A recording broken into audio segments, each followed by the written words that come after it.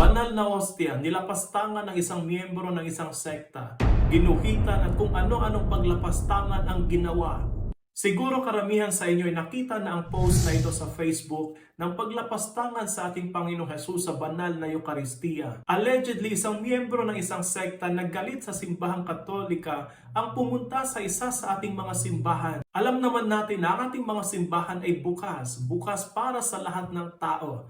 Gaya ni Jesus na bukas para sa lahat. Hindi gaya sa ibang mga sekta, gaya ng taong ito na pumasok sa ating simbahan na sarado at hindi ganong kadali na nagpapapasok sa kanilang mga simbahan. Itong taong ito ay pumasok sa isa sa mga parokya at for sure nagkunwaring Katoliko na magsisimba.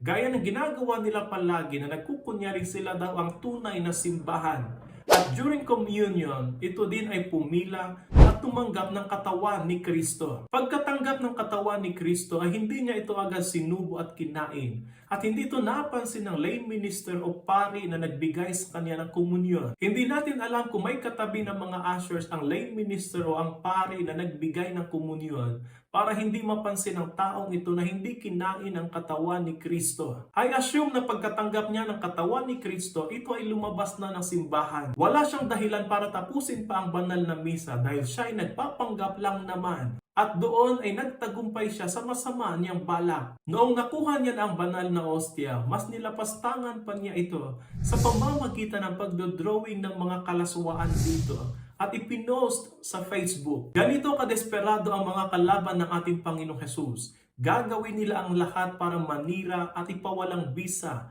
ang katotohanan ng ating pananampalataya. Ang katotohanan ng totoong presensya ni Jesus sa banal na Eucharistia. Alam naman natin sa kasaysayan ng ating pananampalataya na marami ng ganitong mga tao at gobyerno noon sa kapanahunan ni Jesus na pumaslang at umusig sa napakaraming mga Kristiyano para lang ipawalang bisa ang katotohanan ng ating pananampalataya. Pero hanggang ngayon, buhay na buhay ang ating simbahan. Dahil ito ay hindi tinatag ng tao, kundi ng Diyos na nagkatawang tao na si Jesucristo. Sa taong iyon na naglapastangan kay Jesus sa banal na Eucharistia, hindi na bago iyon. Hindi iyon ang unang pagkakataon na nilapastangan ng ating Panginoong Jesus. Noon pa man ay nilapastangan na at hanggang ngayon ay paulit-ulit na nilalapastangan si Jesus ng mga taong hindi naniniwala sa Kanya. Pero hindi ibig sabihin na okay lang ang ginawa ng taong iyon. Dapat tayong malungkot sa ginawa ng taong iyon. Gaya ng nabasa kong isang article ni Phil Lawler, isang Catholic journalist. Sinabi niya na nangyayari ang mga ganitong paglalapastangan dahil una, it is tolerated. Ano ba ang ginagawa natin kapag may mga nangyayaring ganito? Ano bang ginagawa ng ating simbahan? Ano bang mga steps para hindi na maulit ito? Anong mga measures ang pinapatupad ng mga parish priests sa kani-kanilang mga parokya para hindi na maulit ito? Pangalawa, nangyayari daw ang mga ganito dahil someone wants it to happen. Gaya ng taong naglapastangan sa banal na Eucharistia, ginusto niya lang. At yung kagustuhan na iyon ay actually a hate crime against the Catholic Church. Ganito na katapang ang mga kalaban ng ating Panginoong Jesus na pinapublic na pati paggawa ng kasalanan. Isang kasalanang mortal ang pag-desecrate sa isang consecrated host. Dati nahihiya tayong gumawa ng kasalanan. Ngayon naka-broadcast na at naka-post pa sa Facebook at proud sa kasalanan in public. Sinabi din doon sa article, unfortunately, in the internet age, it is likely that this kind of crime against our Lord will generate even more profanity. Never in the history of the world has there been such a deep-seated and widespread campaign of blasphemy against Jesus.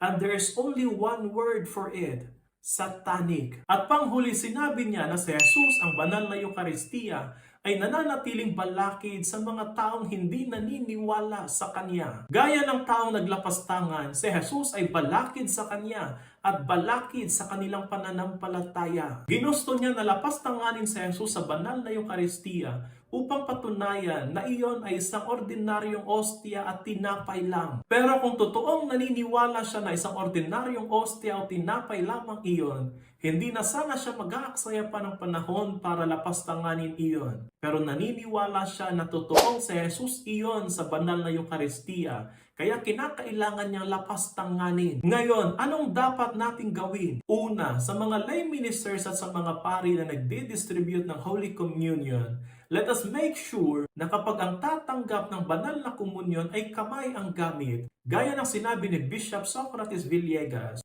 ang katawan ni Kristo ay kakainin sa harapan ng minister na nagdi-distribute ng Holy Communion. Liturgical abuse at offense to God kapag ito ay binitbit papuntang upuan at doon kakainin. Tandaan natin mga ministers of Holy Communion, wala tayong karapatan na hindi bigyan ng banal na komunyon ang mga taong pinipiling tumanggap ng banal na komunyon gamit ang kanilang mga kamay. Pangalawa, dahil sa paglapastangan sa katawan ni Kristo, tayong lahat ay mayroong responsibilidad to make an act of reparation. An act of reparation is a prayer or devotion with the intent to expiate the sins of others. Example, for the repair of the sins of blasphemy or desecration. Anong act of reparation ang dapat nating gawin? Ang dapat nating gawin ay adoration of the Blessed Sacrament and say the prayer of reparation for the offenses against the Eucharist. At panghuli, ipagdasal nating lahat na ito ay hindi na mauulit. Hindi ito tungkol sa atin, ito ay tungkol sa ating Panginoong Jesus na sana hindi na lapastanganin pa. Gaya ng paglapastangan din natin every time na nagkakasala tayo, pero tumatanggap pa din tayo ng banal na komunyon. Nawa ay kahabagan tayong lahat ng Panginoon, lalong-lalo na ang mga patuloy na naglalapastangan sa Kanya at nagpapako sa Kanya muli sa krus.